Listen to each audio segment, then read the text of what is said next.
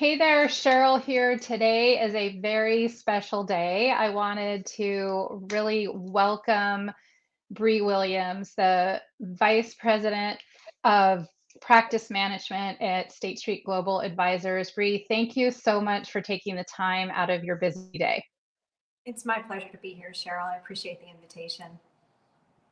Of course. Now, you have done so many amazing things already in your career, and I cannot wait to hear some of the big stepping stones and advice that you have for people that are watching, for women in finance, women in wealth management, but really probably applicable to any female leader or emerging leader. But before we jump into that, I'm wondering if you could share a little bit about your why and your who. In other words, what got you started down the path to what you're doing?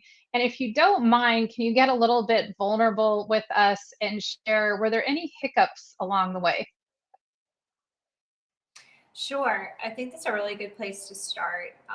I think first and foremost, the seat that I sit in today is not actually the seat I initially had envisioned when I started out on a career path. I thought I would embark on a career in broadcast journalism. That's what I went for my undergrad degree for. I think in a roundabout way, I am on TV in some regards, but not delivering the news. And I took the elements of what I enjoy, which is the psychology behind relationships and, crafting and telling stories. When you consider some of the things that got you where you needed to go, you have to remember that it's not just you that's taking you to this destination. So you and I had talked about, way back when in the time machine, what might have inspired me to pursue ultimately career in finance, or what gave me the guts to try something a little out of my comfort zone, knowing I was focused on journalism and storytelling. It really has to do with, I think, all the moving around I did as a child. I've lived in 7 different states. I've had 8 moves. It's a lot of different schools and a lot of new towns, a lot of new people. And that requires flexibility and a bit of a go get it attitude in order to just try and fit in. But when you think about it from a different viewpoint, it was also a chance, as I was growing up, to kind of start over many times and, think about things a little bit differently because the snow globe would shake every 3 or 4 years on what was home base, who was part of the network, who were my friends, where was I going to school. So as a result, that fearlessness of trying something new and being independent really gave me probably the push or the nudge I needed when I was thinking about, well, you know what? Maybe journalism is not where I want to craft a career. And that led me into marketing, which then led me into global sales distribution, which now led me into the business development seat that I sit in for Global Spider. All of those twists and turns, the real guiding force for me was take that chance, try something a little different. You have survived before when you've gone outside or colored outside the lines. So those all opportunities, whether I sought them out or they were someone approaching me, the open mind, the willingness to try something different and think about it, 3 or 4 steps ahead of what could this be? Where could this take me? And even if it wasn't something I thought of as of yet, could I envision it being a part of my future? And that's something that continues to shape my journey today and be a bit of a guiding force for me. I think there are a lot of lessons learned along the way.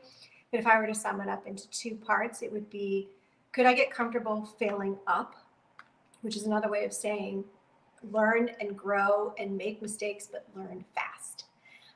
And that learning fast requires you to not always be successful. So you have to fail fast, learn from that, and then move forward, pick yourself up. Because even when you don't succeed, you are making progress. It may not be the immediate result you were hoping for, but you will take away some key points, things I could do differently, things I should have done better, things that worked really well. And that hindsight will help you be even more successful the next time. So the failing up and failing fast would be my 2 takeaways from that journey that really brought me to this seat let's just say a couple of years later. Yeah. Yes, definitely. When I really, you didn't explicitly point it out, but I really love your perspective because some people could look at moving many times and think of it as, oh, it's so terrible. I have to start from scratch. I have no friends. It could be kind of a negative mindset about it. And I'm wondering if you think when it comes to mindset and about moving and about the opportunities, if that really helped you and if things might have been different if you had a different perspective and you didn't have an optimistic mindset. If you looked at it as something bad and challenging and difficult, that you were like being yanked around by your parents, or that you looked at it as a bad thing. So do you think that your mindset and being optimistic and looking at it as an opportunity really served you to use those opportunities in the best way that you could? Absolutely. I mean, let's be honest, there were a few times when we got the announcement at home that we were going to a new destination for the next opportunity. There were tears, and big ones at that. And I'm not going. You're going to have to leave me here. I mean, all of that was very real.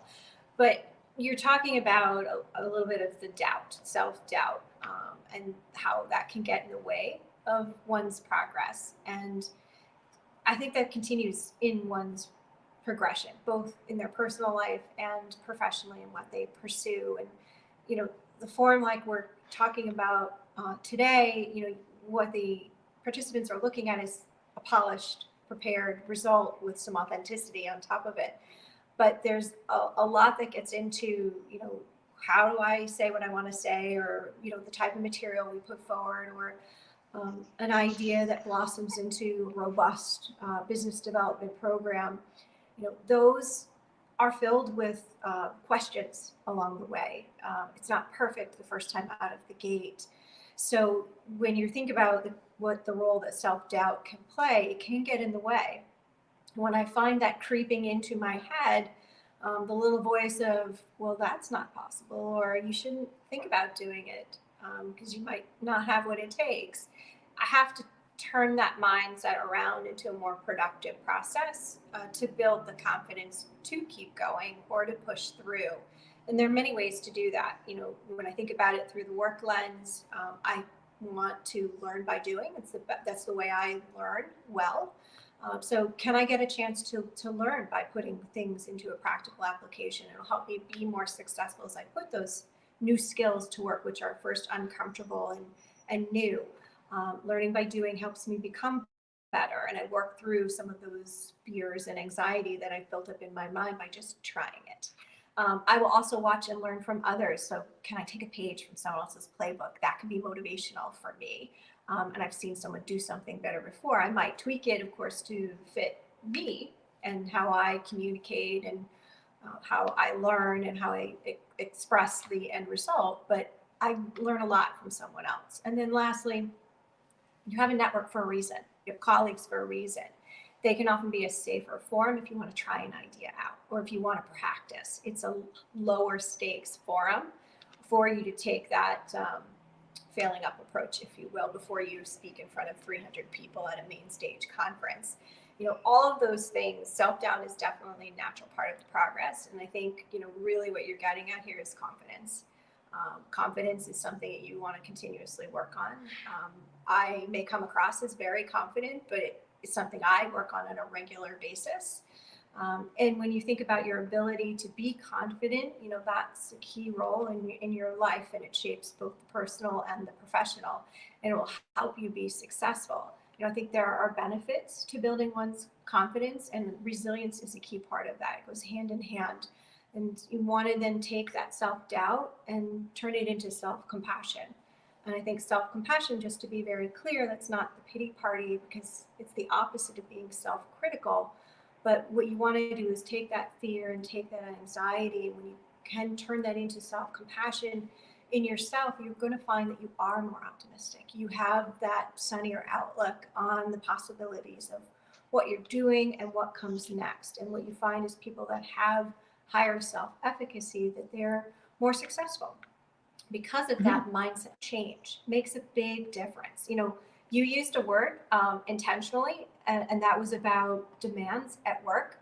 I would say as a mindset change, think about your work demands as challenge demands. When you just frame it that different way, the challenge demands are what are the effort, the parts at work that have more effort, that require the significant lift on your part. View those as pathways to growth. When you do that, you'll find higher engagement in your work, and you will also find the burnout to be at a lower level. Yeah, I think that's so important. And then a lot of times, if we're relating back to your moves and then also looking at probably how that has served as a tool in your tool belt, sometimes some people think about, why did this happen to me? Um, but you can really think about, why Mhm. did this happen for me? So, in other words, if you are constantly moving all the time, it's not like, why is this always happening to me? It's, why is this always happening for me? And Yeah. that can be the case too when things happen in our career that aren't ideal. Like, we have certain things in our mind and certain preferences that we have, and usually things don't go always as planned. So sometimes when we get derailed, just speaking to your point of having that perspective, and rather than why, maybe you don't get the promotion, or maybe you get, like, hopefully maybe someone gets let go, or maybe someone gets looked over, after working really hard. And but having that different perspective, like you were talking about, and why did this happen for me? Because that can usually be a springboard to something much greater. And I think it reminds me of an MLK quote, of course, because we've been seeing a lot of them the last couple days. But and this isn't exactly it, but the gist of it is just, really, greatness comes out of darkness. And Mhm. so if we can really, speaking to your point, really honor those things and have that, optimistic perspective, then it can really be a springboard and really crack open your next level of greatness. So kudos for you for, maybe formally or informally already knowing that, but really putting that into play. Yeah, I think your words are well said, because everyone's the captain of their own ship, and things happen for a reason, whether they're good or bad.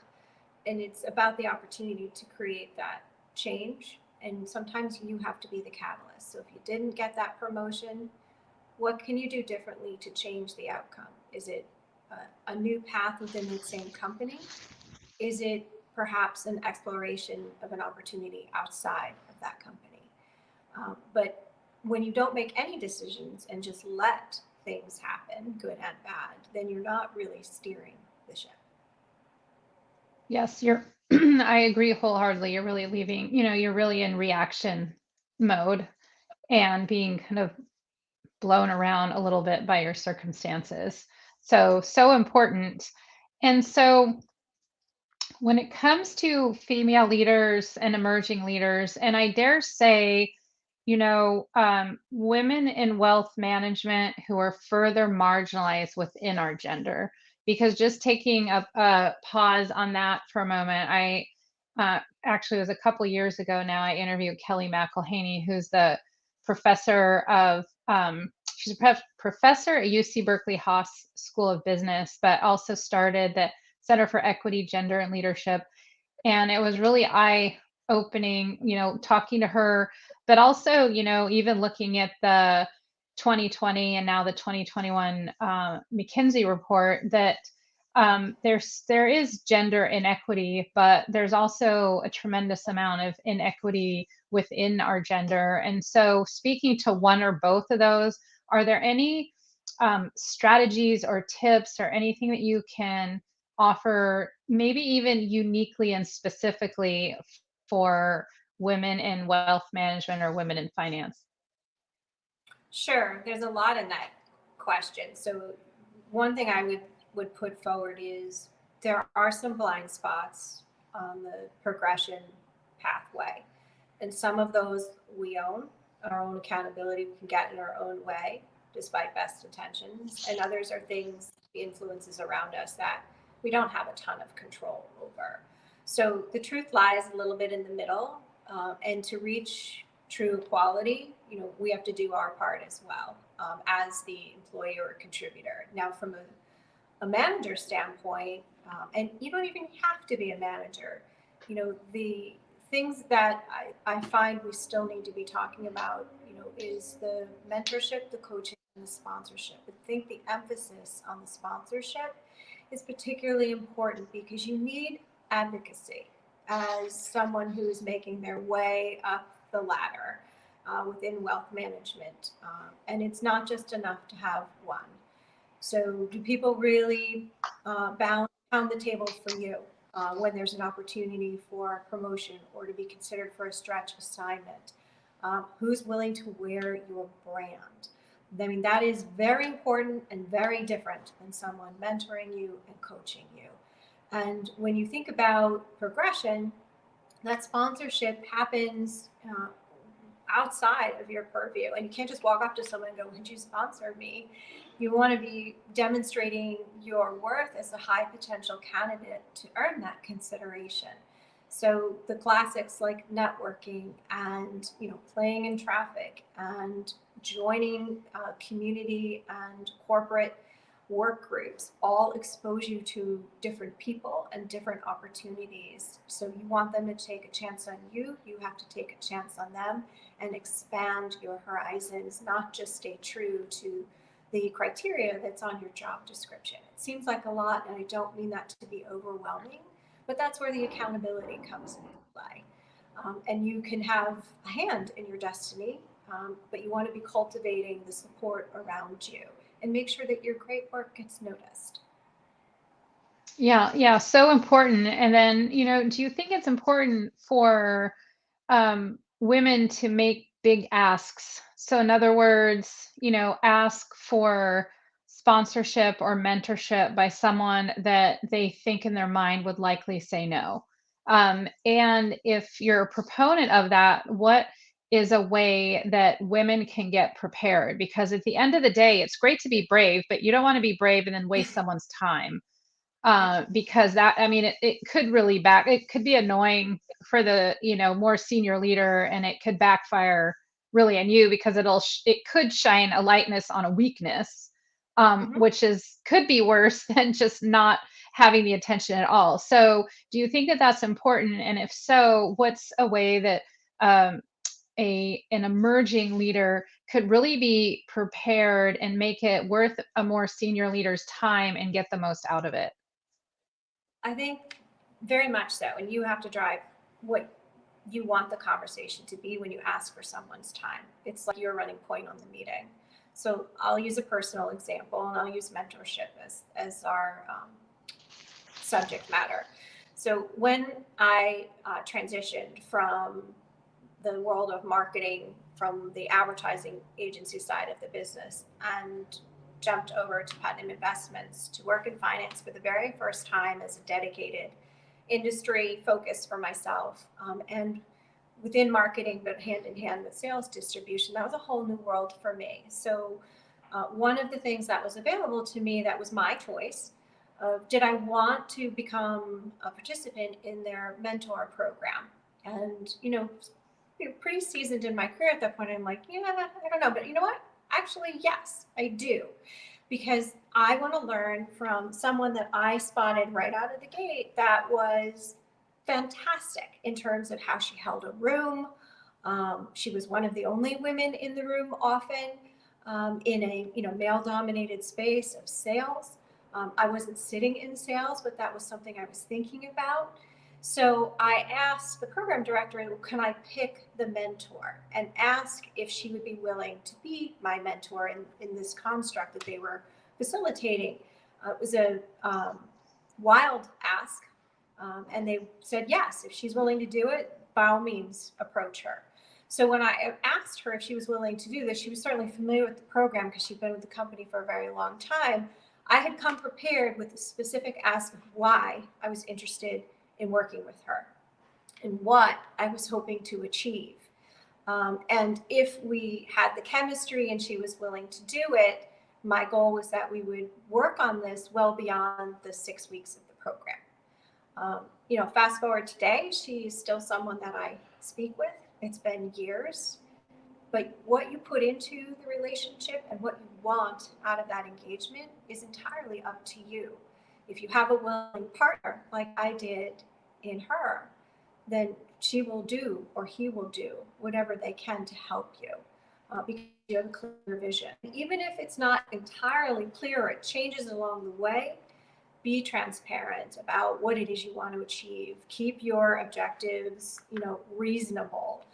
They're not going to change your world. You are, but they can be that guidance that you're looking for, or someone to learn from, especially if you're trying to figure out who's who in the zoo, what are the ropes, process. Fantastic sounding board, and she continues to be counsel for me today. Yeah, so such important points. And do you think too, even going into these meetings, it's important to think through what can I contribute?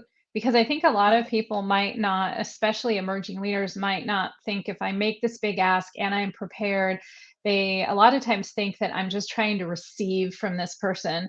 But they also have an important perspective and a fresh set of eyes. So is there any way that well, first of all, do you agree that they should come into these meetings thinking of how can I add value to this relationship or this ask? And then also, what is their best way to approach it, in a very respectful and compassionate way?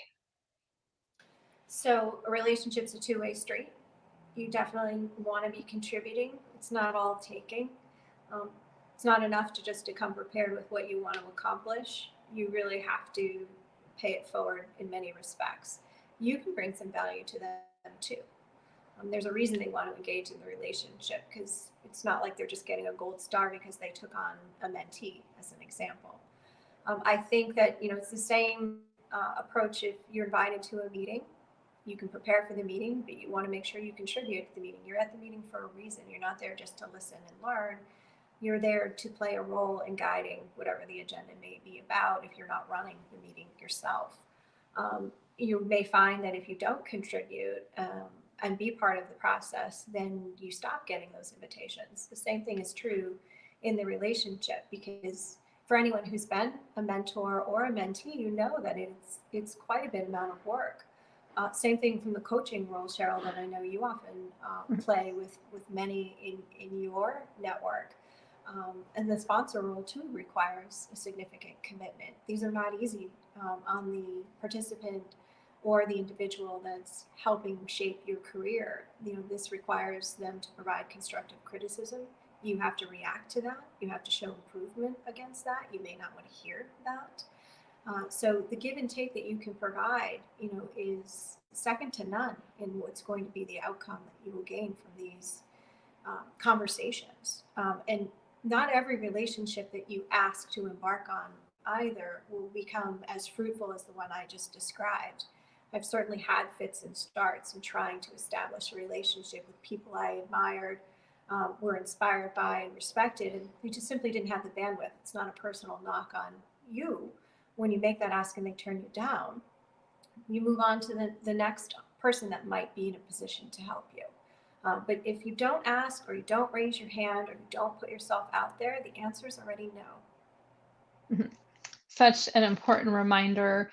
So, what I wanted to end with is the question, if you were going to give advice to your younger self, or for any female leaders, or even, female leaders who may be peers of yours that are watching, what is a one call to action, or be sure to remember this? What's the one important? And there are many more than one, but what's something that you really want people to put in their back pocket to have as a tool for themselves going forward? Sure, you're right. There are a lot. But I think the one that sticks with me today, is a lesson I learned probably 6 years into my career, which was to stay authentic, be true to who you are, and don't try to fit the mold just because you think that's what they're looking for or want. That can be anything from trying to dress and or look like the people that are in your industry, to trying to change the way you present or communicate, to lean more heavily into a direction of travel. You will have to do some adapting, but you don't want to get lost in the process, because when you get lost in the process, then you're actually going to lose focus, you'll lose your motivation, and you'll probably find it harder to achieve not only what's required of you in the role, but your own personal goals on your professional path. So being authentic was one of the best advice I've been ever given, but it's a lesson I learned early on that I really don't want to repeat. Is I'm Brie Williams, and take me as I am, and I contribute meaningfully to the conversation and to the work product. And just because I think differently than you, look differently than you, or approach problem solving differently than you, and so on, doesn't mean it's wrong, or that I have to fit the exact same way that you do it. The world's too competitive for us to be operating in an echo chamber. We need diversity of thought that comes in all shapes and sizes. So there's a reason someone asked you to be on the team, looked at you for a role, considered you for a promotion. Embrace it. Yeah. So what I'm hearing is be authentic to who you are and really own it. And then if it seems like it's really important to surround yourself with people that will honor that authenticity and maybe offer some support or coaching, like you talked about, to help you learn and improve while accepting that honest and authentic version of you.